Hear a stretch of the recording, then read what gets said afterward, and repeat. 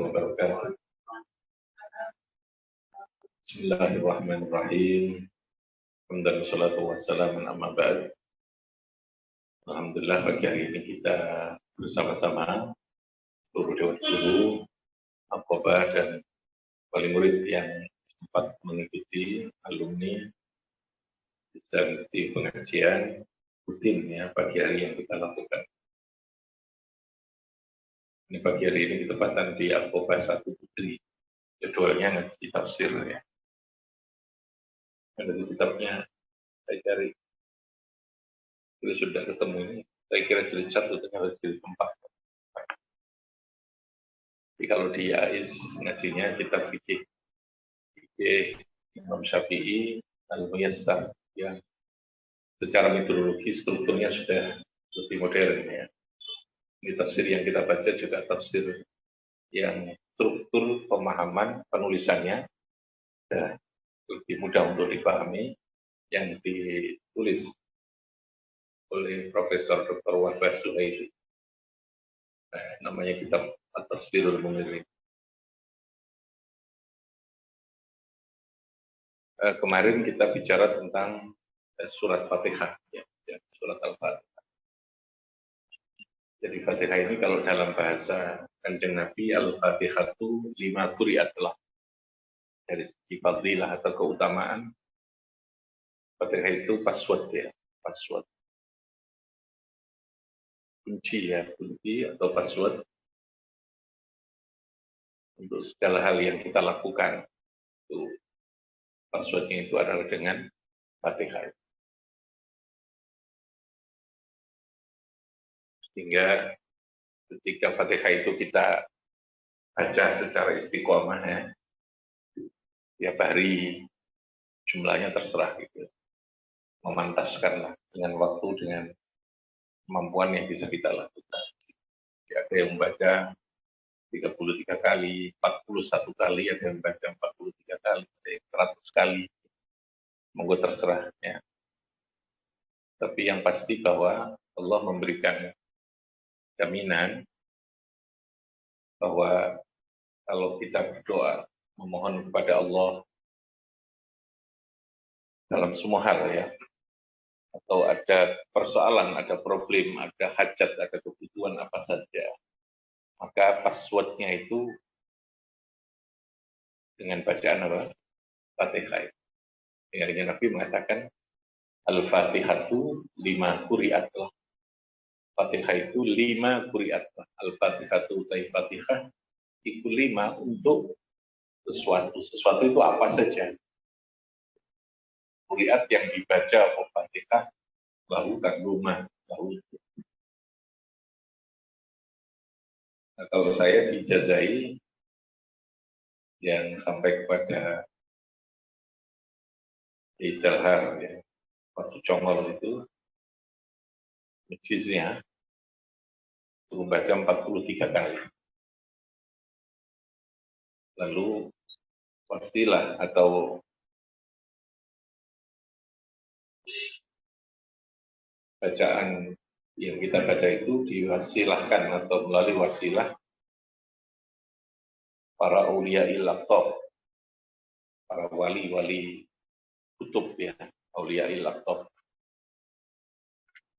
Ada kutbil nuqaba, kutbil nujaba, kutbil abdal, kutbil afrad, kutbil ahyar, kutbil malamitiyah, atau malamitiyah, kutbil ghaus, kutbil rijal, kutbil umrah, lalu Syekh Abdul Qadir Jailani dan seluruh para aulia. Yang bacaan ini disebut dengan mujahadah wali kutub. Mujahadah wali kutub. Nah, biasanya anak-anak kita suruh baca tiap malam Ahad pada saat Qiyamul Lail ya, Qiyamul Lail malam hari mereka salat tahajud, dan santri Aqobah ini membiasakan untuk mujahadah di samping istighosah.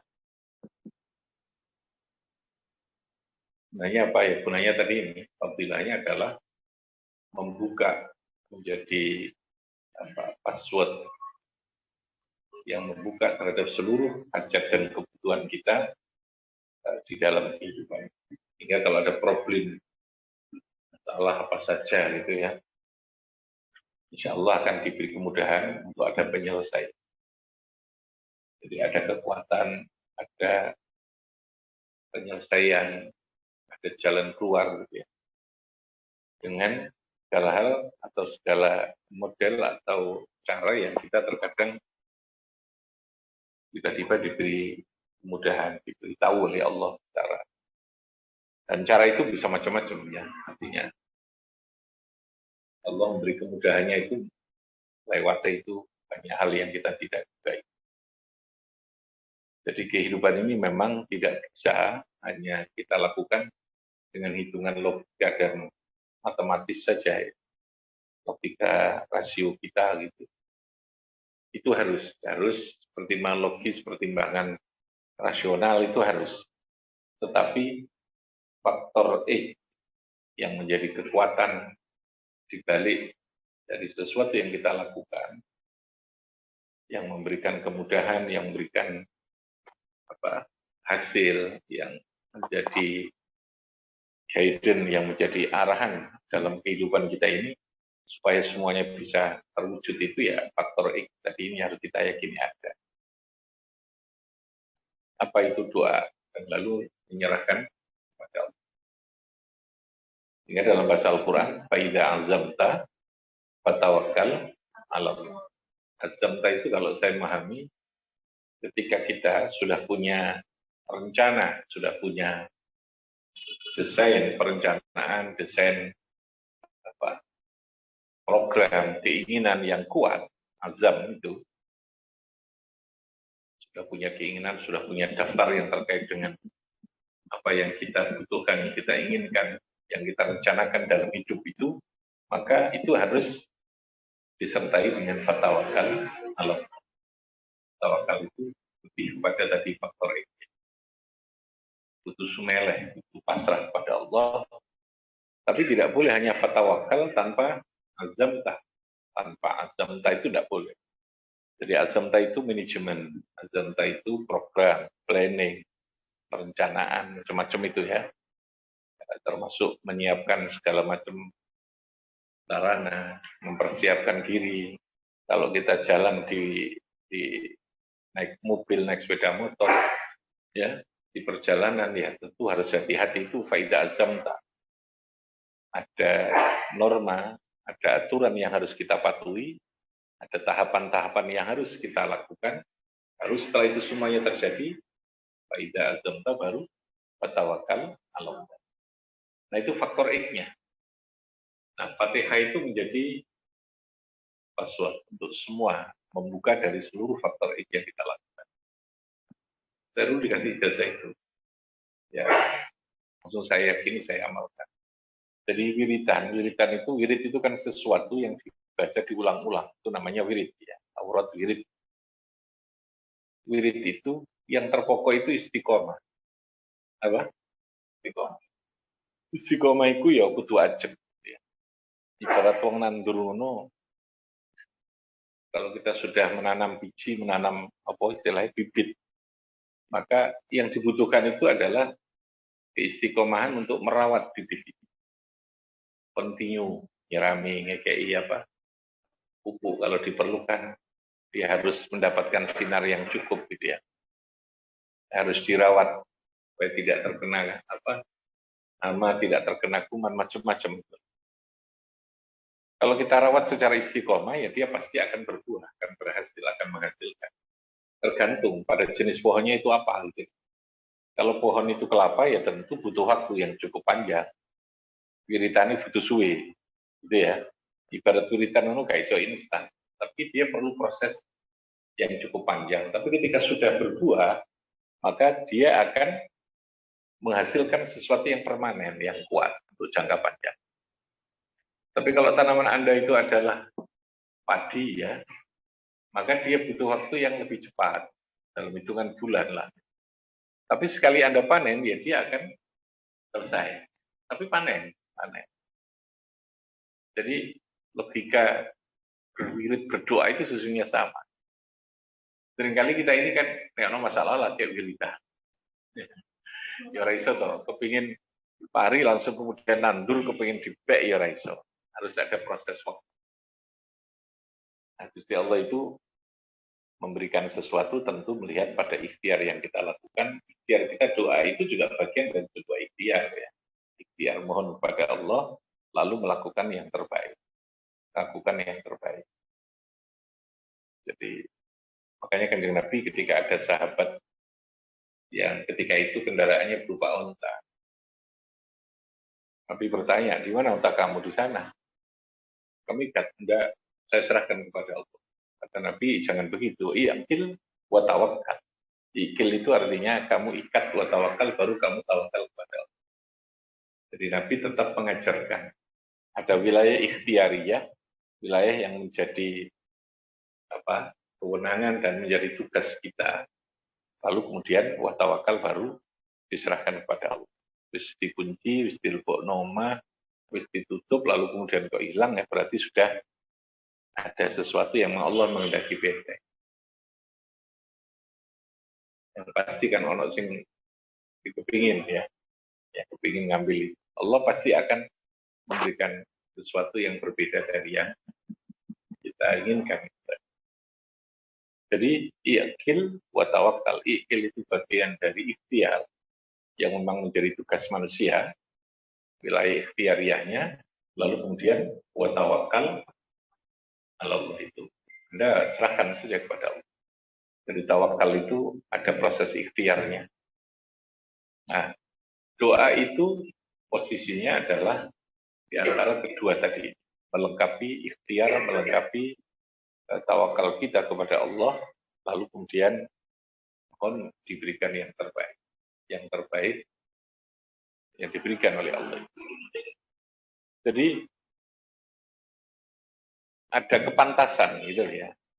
Nah, yang terpokok tadi saya katakan istiqomah. Makanya para ulama itu dawuhno utlubul istiqomah. Anda yang harus kamu cari itu istiqomahnya. Wala tatrubul karomah. Anda jangan mencari karomahnya. Anda jangan mencari kesaktiannya dulu, gitu ya.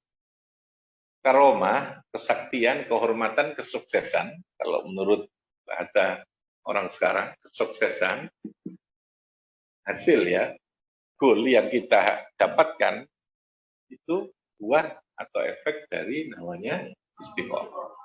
Rutinan. Saya mau coba sholawat yang rutin ya insya Allah tetap akan tumbuh sholawat. Maka semua apa yang diajarkan sesungguhnya mempunyai hasil yang luar biasa. Yang terpokok tadi ini istiqomah. Ojo nglumpukno donga njaluk wiridan tapi ora tau ono sing diamalno gitu ya. Ya, Fatihah saja bisa untuk istiqomah. Kalau enggak sholawat saja bisa. Membaca Al-Qur'an bisa. Nah, nek iso nanduri kan bukan hanya satu, ya. Nanduri nek ojo siji akeh. Ya duwe sholawat, duwe sholat duha, punya istiqomah Al-Qur'annya. Paham ya? Menghatamkan Al-Quran, membaca Al-Quran secara rutin, sehari setengah juz, 1 juz, rutin gitu ya. Istiqomah ngajinya, jadi macam-macam. Istiqomah sodakohnya, istiqomahnya, sholat malamnya. Nah, iso ada banyak yang kita tanam, sehingga potensi kita, peluang kita untuk bisa mendapatkan buah itu menjadi banyak. Tinggal milih, gitu. Tinggal ini pantas dapat ini, pantas.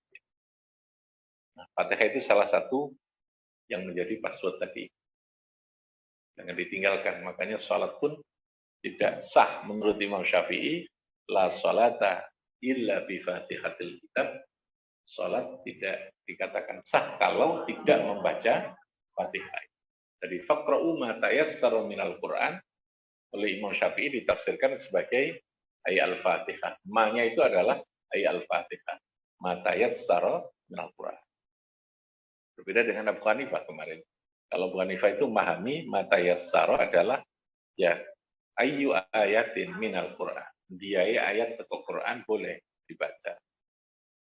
Itu perbedaan pemahaman terhadap ayat Al-Quran yang memang bersifat zonni.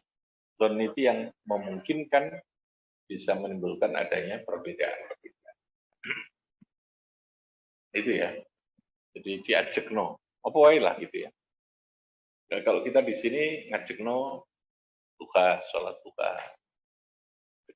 Jadi kalau Hadratus Syekh Yasin itu ceritanya tarekat yang diambil itu tarekat mulang. Jadi tidak tarekat dengan model tarekat kayak Naksabandi, kayak tarekatnya yang banyak dilakukan oleh para ahli tarekat itu. Ya. Tapi Kiai Hasyim memilih tarekat dalam bentuk mulang.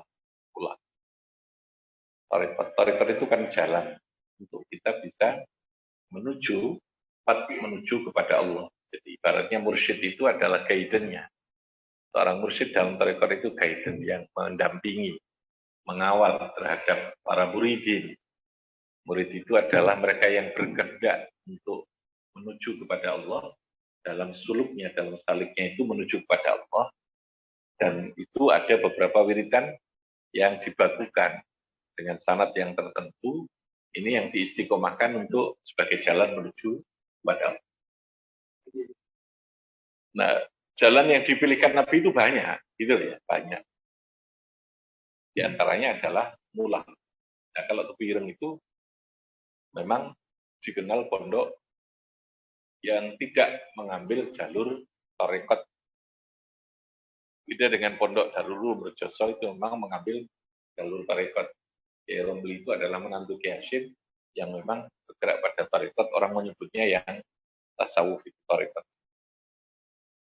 Yang Naksabandi, Qadariyah, Naksabandiyah itu ya, yang jalur tarekat. Kalau Kiai Hasyim itu lebih kepada mengajarkan kitab. Hanya Kepireng dikenal dengan pondok hadis dulu. Karena Kutubus Sittah itu Kiai Hasyim itu hafal. Sehingga beliau digelari dengan Hadratus Syekh. Hadratus Syekh itu gelar tertinggi untuk orang yang hafal 6 kitab hadis Kutubus Sittah. Padahal kitab Bukhari saja itu 4 jilid sekian. Hafal. Oh, kita Arba'in Nawawi saja gak hafal-hafal. Arba'in Nawawi itu kan Arba'in di 40 kan, 40 hadisnya. Kitab hadis yang paling unyil lah, yang paling kecil yang sudah rangkuman juga hafal-hafal ya. Hafal tapi nggak paham. Gitu. Makanya nggak bisa dapat Hadratus Syekh. Yang ini ya, lah Hadrati Al-Fatihah yang ya. Gelar yang diberikan gelar itu oleh para syekh di Mekah waktu beliau mungkin di Mekah ngaji di sana juga mengajarkan, lalu kemudian diberikan gelar oleh para masyayikh, oleh para syekh di Mekah sana dengan gelar Hadratus Syekh. Di Indonesia gelar Hadratus Syekh itu. Jadi kalau Hadratus Syekh di Indonesia itu ya Kiai Hasyim. Itu sudah timbul. Di NU kalau Rois Akbar itu ya hanya Kiai Hasyim Asy'ari.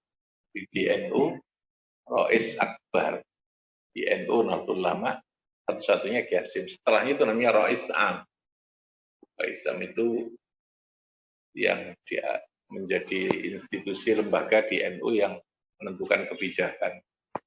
Pimpinan tertingginya itu Rois Amnya. Pelaksananya namanya Tanfidiyah. Apa namanya?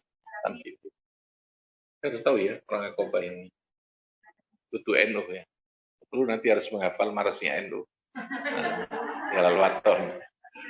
Ya Al-Waton sama Salawat Badar itu marasnya NU.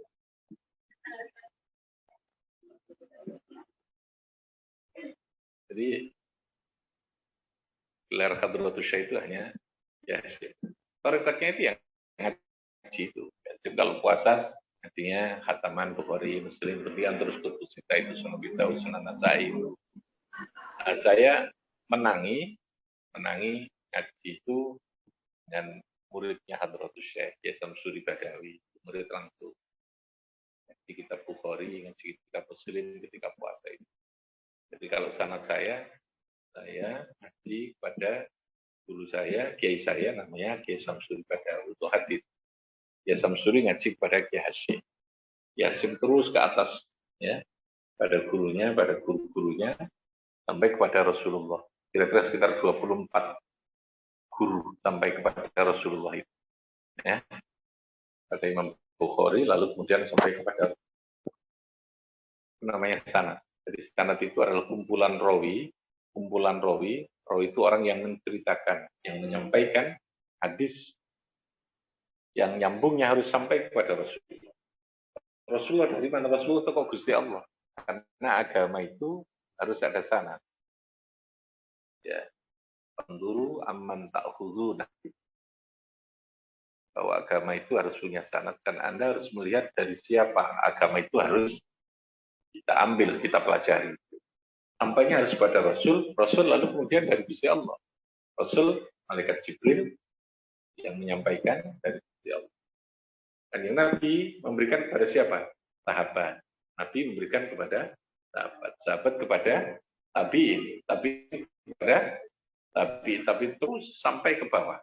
Jadi kalau usia orang itu taruhlah rata-rata 50 sampai 60, sekarang abad 1400 kalau dibagi dua berarti butuh sudah hampir 50 orang. Saat ini ya, hampir 50 generasi sampai ke bawah. Itu dengan usia rata-rata sekitar 60. 60. Jadi kalau 6 kali 5 itu berarti sudah berapa ya? Dibagi dua ya. Dibagi dua. Ya, sampai kepada kanjeng Nabi. Nah, ini dalam persoalan yang berkaitan dengan agama. Jadi sekali lagi, Fatihah kembali adalah menjadi password-nya. Nah, itu dirutinkan lah, dirutinkan di dalam kehidupan kita. Ya, menang-menang baca Fatihah, baca sholawat. Nggak usah takon dhisik. Gunane opo, ini dapat apa, kok gak itu opo, kok pancet angel uripe ya. Ya, barangkali Gusti Allah lebih senang dulu kita ini angel, ben kita ini sabar, kita ini syukur kan. Jadi karena bagi orang Islam itu kan segalanya bisa menjadi kebaikan. Sulit pun juga jadi api bisa menjadi kebaikan. Kalau kita sabar. Jadi kan ada dua kutub. Sabar atau syukur. Jalur masuk surga itu bisa kedua-duanya, bisa salah satu. Ya.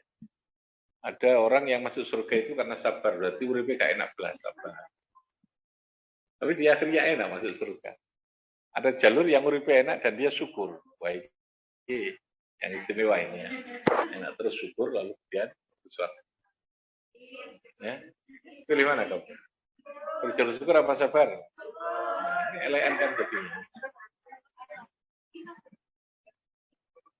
Padahal ada orang yang terkadang jika enak itu lali, gak gelem syukur gitu ya. Jadi makanya bagi orang mukmin itu enak saja. Dikasih hal yang gak enak, dia bisa apa? Sabar. Sabar itu juga menjadikan kita punya kebaikan, ya, bisa mendapatkan dari jalur itu, lalu kemudian ada syukur. Nah, yang pokok itu ada di sana, membangun kekuatan batin kita untuk menghadapi segala kehidupan. Nah, kekuatannya ada di Fatihah itu. Yakinlah bahwa Allah tidak mungkin membebani hambanya ini di luar batas kemampuan itu tidak. Kalau sudah nggak mungkin itu ya akan diturunkan oleh Allah. Asal kita pada posisi yang mampu untuk memahami lalu kemudian menerima terhadap. Jadi tadi ya, ikhtiar, logika, rasionalitas kita, perencanaan, manajemen harus tetap kita lakukan yang terbaik, tapi setelahnya harus apa? Bertawakal Allah, kita menyandarkan, menyerahkan dengan cara terus berdoa, dengan terus kita berzikir, membaca segala macam kalimat-kalimat thayyibah yang diajarkan, yang terbaik secara istiqomah, insya Allah segalanya akan diberikan kemudahan oleh Allah Subhanahu wa Ta'ala. Al-Fatihatu lima quri'at lah apa? Al-Fatihatu lima quri'at lah lahu ya. Al-Fatihatu lima quri'at lahu. Ikuti saya. Al-Fatihatu lima quri'at lahu. Adanya lah. Al-Fatihatu lima quri'at lah. Al-Fatihatu lima quri'at lah. Dua. Al-Fatihatu lima quri'at lah. Ulang lagi. Al-Fatihatu lima quri'at. Ya bareng-bareng ya, Pak. Ikhtiar ya, Mbaknya. Al-Fatihatu lima. Fatihah itu untuk apa saja yang kita inginkan, dibaca untuk apa saja yang kita inginkan. Al-Fatihatu lima quri'at lahu. Lah. Al-Fatihatu lima Quran. Jadi mulai sekarang dibiasakan dibaca. Yang di rumah bujone kon maca anake guru baca. Karena rumah yang sering dibacakan Al-Quran, untuk Fatihah itu akan menjadi damai, dingin. Ya, tapi ojo diniati ngusir setan, ngusir jin gitu. Jadi rahmat Allah itu akan bersama dengan orang yang senantiasa dekat dengan Allah. Fatihah itu. Pokoknya pusing, kita galau, kita gelisah, baca Al-Quran, sholat, insya Allah itu akan selesai. Pusing lo alun-alun ya, tambah pusing, tambah guling. Iya, wah pusing lalu dibawa ke alun-alun, boleh jagung ya, tambah pusing tidak karuan. Ya senang sesaat, jagung karo kerupuk upil itu ya. Ojo itu Fatihah, baca Al-Quran. Nah, urusan galau itu urusan hati. Tidak bisa ya. Harus ditambahi dengan mendekatkan diri kepada Allah. Oke, Al-Fatihah. A'udzubillahi minasyaitonirrajim. Bismillahirrahmanirrahim. Ar-Rahmanir-Rahim. Maliki yaumiddin. Iyyaka na'budu wa iyyaka nasta'in. Ihdinas siratal mustaqim. Siratal ladzina an'amta 'alaihim ghairil maghdubi 'alaihim. Allahumma ya Allah, inna ala zikrika wa syukrika wa husni ibadatik. Inna ala zikrika wa syukrika wa husni ibadatik. Bismillahirrahmanirrahim. Bil iman. Bismillahirrahmanirrahim. Bil Islam. Bismillahirrahmanirrahim. Bil khatimah. Bismillahirrahmanirrahim. Faman nabiyyin wa khizal mursalin. Wa ilhamal malaikatil muqarrabin. Bi hajatina ya Allah. Bi hajatina min khairid dunya wal akhirah. Yassir lana umurana, yassir lana kull 'asir. Wa taysirul 'asir 'alaika yassir hajatuna katsir. Ya man la yahtaju ila al-bayan wa tafsir. Rabbana hab lana min azwajina wa dhurriyyatina qurrata a'yun waj'alna lil muttaqina imama. Rabbana atina fid dunya hasanah wa fil akhirati hasanah wa qina adzaban nar. Sallallahu alaihi wasallam walhamdulillahi rabbil alamin. Bifanfa'na bi barakatihim wa hdina husna wa amitna fi tariqatihim wa mu'afatihim. Allahumma shalli ala Muhammad. Assalamualaikum warahmatullahi wabarakatuh.